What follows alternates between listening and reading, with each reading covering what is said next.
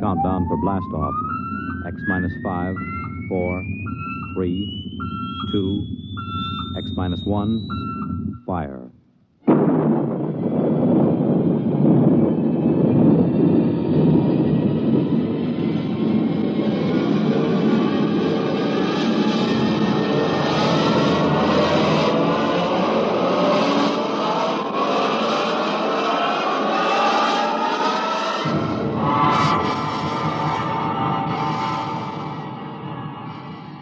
From the far horizons of the unknown come transcribed tales of new dimensions in time and space. These are stories of the future, adventures in which you'll live in a million, could be years, on 1,000 maybe worlds. The National Broadcasting Company, in cooperation with Galaxy Science Fiction Magazine, presents X minus 1.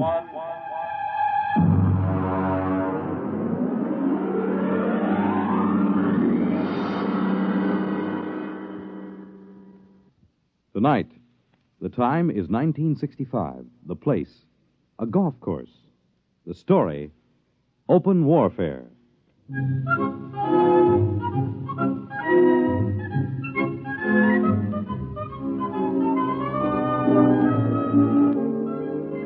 You wouldn't believe it, but there are some people that think that caddy is a pet name for a big car.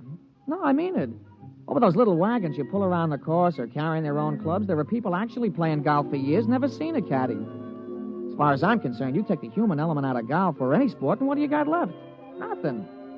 I mean, you could say I'm prejudiced on account of my being a caddy, but that's the way I feel about it. Besides which, a caddy is a perfect observer of the passing parade of human experience. I'll give you for instance. Now, you take Jim Pearson. He won the U.S. Open in 1960, 61, and 64. Well, let me tell you about Jim Pearson. He was the pro at the club here, and I remember when it all started. He was out playing with Mr. Hatcher. That's Sam Hatcher. He couldn't break 90 if the ball had wings. And in the locker room, he looked like a sack of flour that had been set down hard. But he was loaded with money. Anyway, they were waiting for a foursome of dames who shouldn't have been wearing slacks. When Hatcher turned to Jim, and with a real sweet smile, he lowered the boom. Jim, you're a good golfer. Thank you, Mr. Hatcher. You're a good golfer, even if you can't teach me anything. Oh, you're coming along fine, Mr. Hatcher. We've been good to you at the country club, haven't we? Oh, yes. I want you to do something for me. Yes, sir? Stay away from my daughter. Oh, well, Mr. Hatcher. I won't have Alice marrying a man who has nothing but coordination and muscles. What?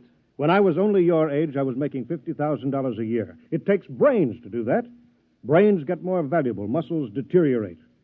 There's nothing muscles can do that a machine can't do better. You don't think I could make $50,000? I know you can't. You haven't got the guts. Now, listen, Mr. Hatcher. I'm just quoting history, Jim. Take the tournament in St. Louis. You blew up. And the Goodall and the Palm Beach. You could have won all those. But you blew. You chickened out. That's not exactly fair, Mr. Hatcher. But it's true. I can make $50,000. Yes, in your whole life. Oh, no, in 1 year. Oh, you can? Yes, sir. All right, Jim, you're a sportsman. I'll tell you what I'll do. If you can make $50,000 in 1 year at this infantile pastime that you call golf, you can have Alice. Why, that's the most arrogant What's thing. the matter, Jim? Don't you think you can do it? I know I can do it. All right, then. Is it a bet? All right. All right, it's a bet. Very well, then. I believe the ladies are finished. Shall we drive?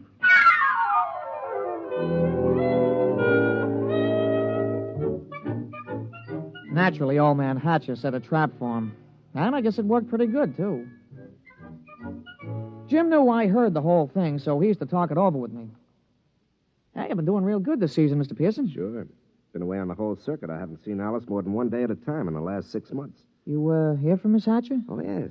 Yes, I got a telegram right after I won the first tournament. It said, and I quote, "I won't be bought and sold. Signed, Alice." She found out about that bet, huh? Yeah, I'm sure her father made sure she did. Wouldn't it frost you? It did. It cost me $5,000 in tournament money, and then I just got mad.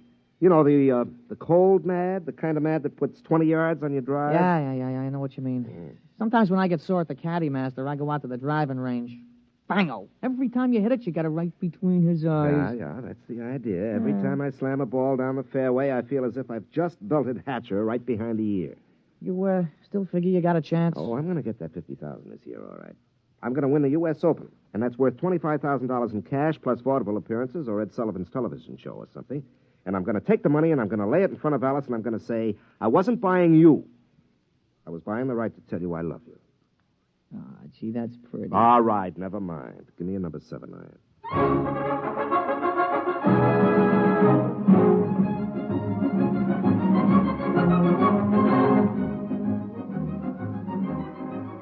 Jim Pearson sure was burning up the circuit. He came into the U.S. Open the man to watch. The day the tournament opened, Jimmy Cannon had in his column, "You are Jim Pearson, the hard luck boy with the velvet swing." It was real philosophical. All the sports writers picked him to win. And then Saul showed up. We was on a practice tee. Jim had been sharpening up his number 1 wood when all of a sudden the gallery took off like a batch of big birds. They were around another tee about 100 feet away. Jim knocked off, and the two of us strolled over. Hey, that's some swing. Who is that, Pete? I never seen him before. His name's Saul. That's some swing. Yeah, he's no amateur. I've never seen him on the pro circuit. Hey, Mr. Pearson, look at the caddy. 280 yards down there. That ain't what I mean. Look, he's got a ball bag in his hands. Now watch. Oh, that's a good catch. He caught that ball right in the bag. Mr. Pearson, that caddy didn't move that sack. That ball dropped right in 280 yards away. Oh, it's an accident. Yeah, look, it happened again. He's a trick shot artist. Wait till he gets into competition. I don't know. He just hit another one, dead center. Oh, there isn't anybody that good. Not even old Joe Kirkwood. Quite a spectacle, eh, Jim? Oh, hello, Hatcher. Must be unnerving to watch something like that. I can stand it. But will you be able to stand it when the going gets rough? Will you blow up like you always do? It would be too bad just when you're so close. Don't worry about me. I'm not. I imagine Saul will take care of that. Oh, you know him? I brought him here. My own personal entry. He's going to beat you out of the open. But he's got something to learn. Look at him. Just a dumb country boy who never saw a golf club till a few months ago. I think he might teach you something, Jim.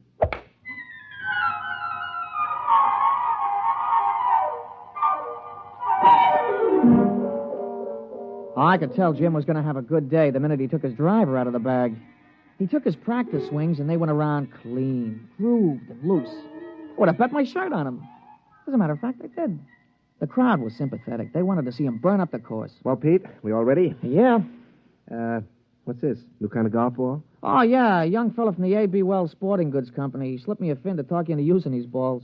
Well, I don't know. They any good? Yeah, I figured. They guaranteed they had 20 yards to every drive. I sure could use 20 yards. Well, he's going to come around to see you later. He wanted to sign you up for testimonials and advertising and things. You know, the golf ball used by Jim Pearson when he won the U.S. Open, that kind of thing. There's a lot of dough in it. Well, we'll give it a try. Let's tee up.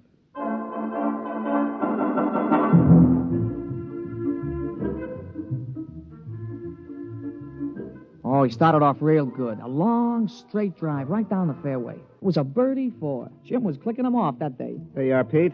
34 and a 32 for 66 on the 18. 6 birdies, 12 pars. Yeah, 3 more rounds like that should win easy. Hey, how were the new golf balls? Huh? Oh, fine. You know, they aren't kidding. It does average out about 20 yards longer on the drive. I'll have to get a couple more dozen.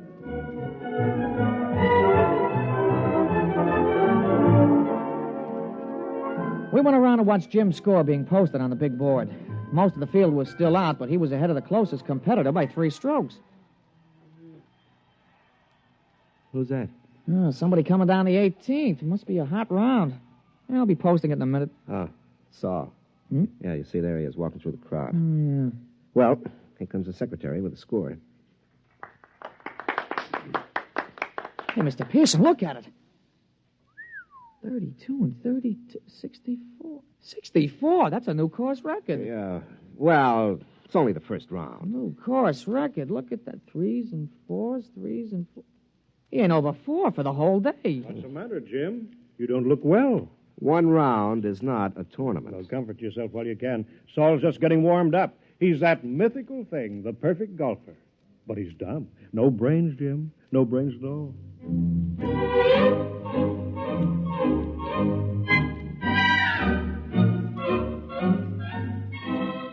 Naturally, in the sports broadcasts and the newspapers, Jim could have been playing on a miniature golf course at Asbury Park, New Jersey. The big news was Saul.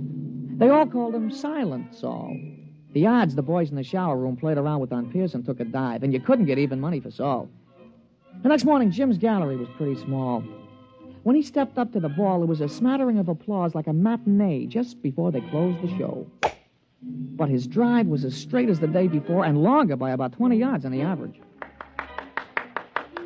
Hey, that's a nice putt, Mr. Pearson. Yeah. Who's that? That's Saul, I'm afraid. He's coming around behind you. Well, he's going to have a big fight.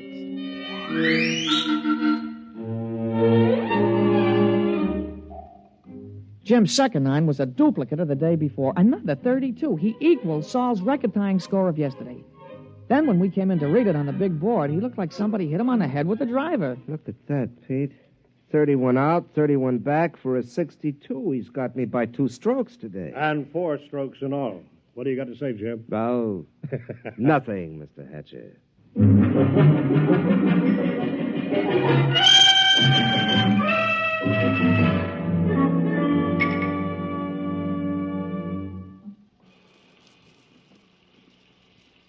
Throw me the soap, will you, Pete? Yeah, sure, Mr. Pearson. Yeah. Thanks. You know, there's something wrong, Pete. Just doesn't happen this way. That's tough luck, Mr. Pearson. Oh, no, it's not that. People don't just pop out of nowhere and break all records at the Open. Men don't take up golf and become perfect golfers in a month. He's got to have some weakness. Well, if he has, he ain't shown it yet. Well, I've got to find it.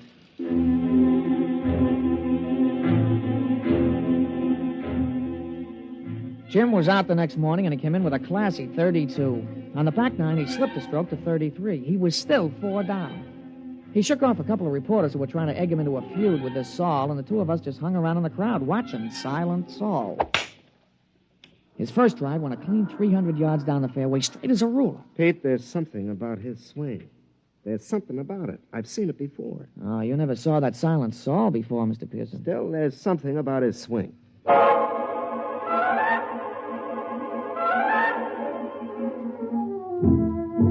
On a follow-up shot, Saul had about 240 to go.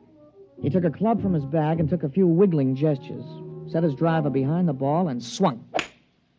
Pete? Did you see that swing? Those wiggles? Yeah, well, a lot of guys do that. Yeah, but it's unnecessary. I mean, you don't have to make those wiggles before you address the ball. Yeah, sure, and you don't have to spit 3 times every time you got a tough putt, but you do. But there's still something strange about him. Everything about him is perfection, except those wiggles. And he doesn't talk. Look at him putting. Just look at him. Mm-hmm. That could be Todd Winters, couldn't it? Yeah, he does look something like Winters. Yeah, when he putts. But that iron shot, who wiggles like that? Who does those wiggles? George Potter. Yeah, I guess he does. Yeah, and the approach shot, Pete. That's Gordon Brown. Nobody else bends the knee that way. He really gave it a lot of study, huh? And the drive. That grooved swing on the drive. Pete, come on. I've watched enough.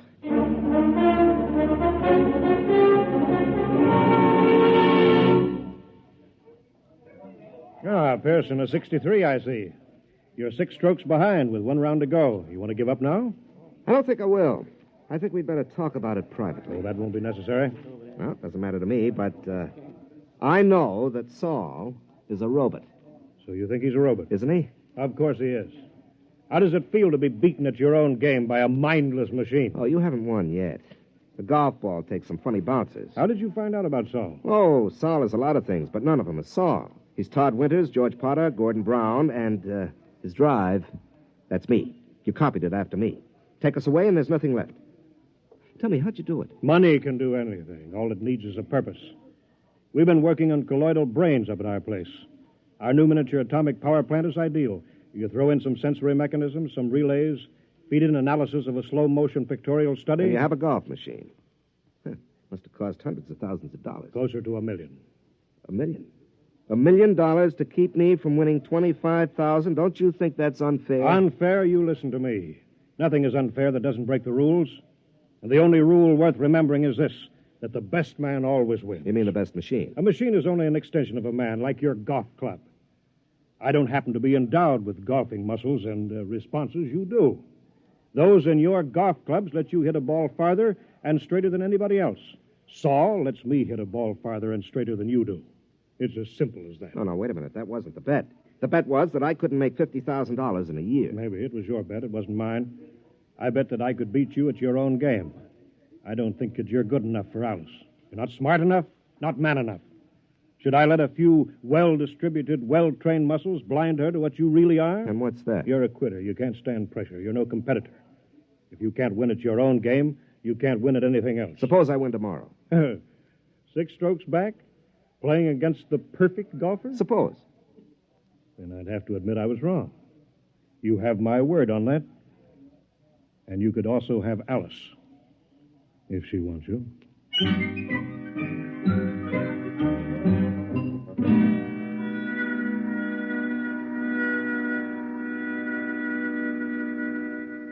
Somewhere, Saul must have an Achilles heel. Pete, the prime fact about man is his adaptability. Yeah, sure. Yeah. They've got to build in at least one constant, if not more. How about judgment? I don't think so. They could tell whether he'd have wind or rain or the sun or slow greens or something. They got to take care of that. Yeah, I suppose so. Hey, maybe you could jimmy him. Drop sugar in his gas tank or something, smash him up. Oh, no. That isn't fair. Saul is fair. Well, Mr. Hatcher, he's playing fair according to his lights. He could have had me crippled or poisoned or something, but he didn't. Well, I'll just have to beat him on our own ground, on the golf course. Oh, I don't know, Mr. Pearson. You'll have to shoot in the 50s. Well, the golf ball takes some funny bounces. Yeah, it sure does. Wait a minute, there is a constant. Listen, Pete, you know Saul's caddy? Yeah, I know him. An illiterate type of guy, yeah. Could he use $10 or maybe 20 or 50? He's a caddy, isn't he? All right. Pete, I want you to talk to him. You'll do better than I can.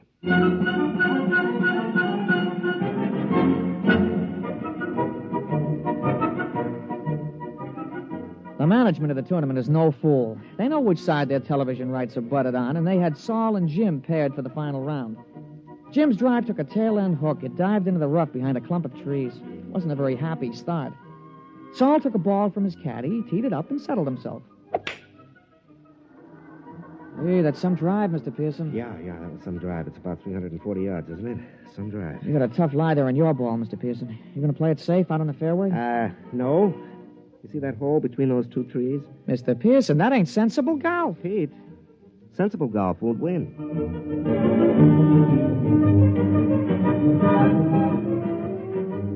Well, he made it. The ball went through the opening and rolled to a stop just in front of the green. Saul's easy 4-iron shot was dead on the pin all the way. But it hit the back edge of the green and hopped into the rough. Jim took an easy putt for a birdie, and Saul's recovery was long, and 2 putts gave him a par. Well, that's one of the strokes I need. And that's the way it went. Jim's game sparkled, and Saul's game kept finding trouble. For the first 9, Jim came in with a scorching 30, while Saul came in with a 33. Kept on like that. Saul kept overshooting the green. They came into the 18th hole with Saul still 2 strokes up. Now, look, don't you worry, Mr. Pearson. You're going to tie him for sure. Oh, that's no good, Pete. By tomorrow, his game will be on again perfectly. Jim's drive sliced behind a fringe of trees. He had to shoot blind. He made it on the green, about 25 feet from the cup. Okay, Pete. This is it. Saul's in for a 5. Don't you worry, Mr. Pearson. Don't you worry. Okay, I won't. He lined it up. He studied the green. He noted the slope and the lay of the grass. And then he stroked the ball. We did it, Mr. Pearson. We did it. You're the new U.S. Open champion.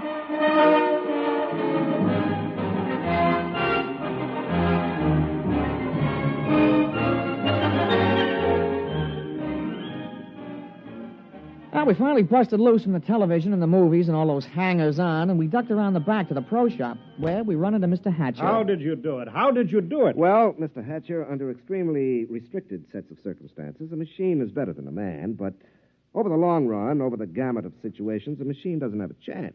Just can't compete. I still don't understand. It cost $1 million. $1 million. Here, have a souvenir. You can take this golf ball. No. Look at it.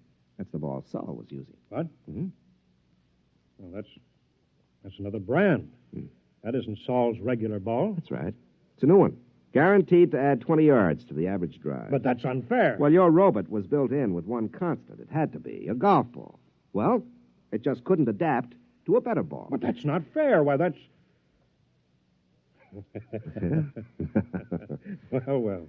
Uh-huh. How about... There are no perfect golfers, Mr. Hatcher. There are only good ones and better ones. But Well, I've been thinking about this robot of yours, and I'll be around in a few days to talk to you at your office. Huh? About what? Well, I'm sure you don't want to support your son-in-law for the rest of his life. And I have $50,000 to invest in business making robots. Useful robots. And leave golf to the men. They're better competitors. Now, if you'll excuse me, Mr. Hatcher, I've got a telephone call to make to your daughter.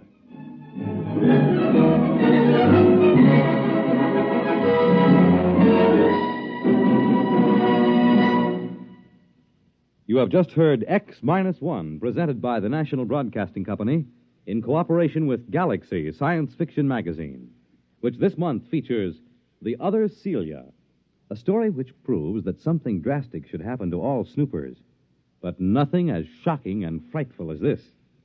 Galaxy Magazine, on your newsstand today. Tonight, by transcription, X-1 has brought you Open Warfare, a story from the pages of Galaxy written by James E. Gunn and adapted for radio by Ernest Kenoy. Featured in our cast were Jack Grimes as Pete, Larry Haynes as Jim, and Wendell Holmes as Mr. Hatcher. This is Fred Collins. X-1 was directed by Daniel Sutter and is an NBC Radio Network production.